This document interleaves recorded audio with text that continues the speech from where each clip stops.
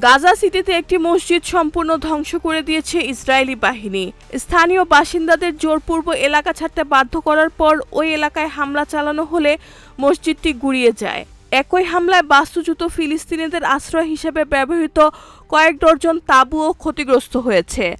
ফলে নারী, শিশু ও বয়স্কদের মধ্যে নতুন করে আতঙ্ক ছড়িয়ে পড়েছে।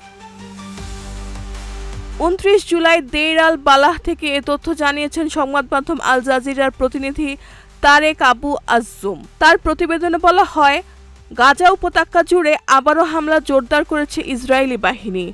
সর্বশেষ এসব হামলায় অন্তত একজন নিহত এবং আরও 22 জন আহত হয়েছেন।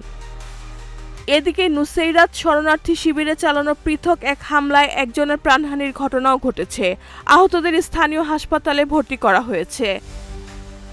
টানা হামলা ও সংঘাতের কারণে গাজার মানবিক পরিস্থিতি দিন দিন আরও ভয়াবহ হয়ে উঠছে। নিরাপদ আশ্রয়, খাদ্য, বিশুদ্ধ পানি ও চিকিৎসা সেবার সংকটে সাধারণ মানুষের দুর্ভোগ বাড়ছে। আন্তর্জাতিক মহল বারবার বেসামরিক নাগরিকদের সুরক্ষা নিশ্চিত করা এবং যুদ্ধবিরতির আহ্বান জানালেও গাজা জুড়ে হামলা ও সহিংসতা এখনও থামেনি। ফলে প্রতিদিনই নতুন করে প্রাণহানি, ধ্বংসযজ্ঞ এবং বাস্তুচ্যুত মানুষের সংখ্যা বাড়ছে। রেহানা বেগম, প্রজন্ম 24।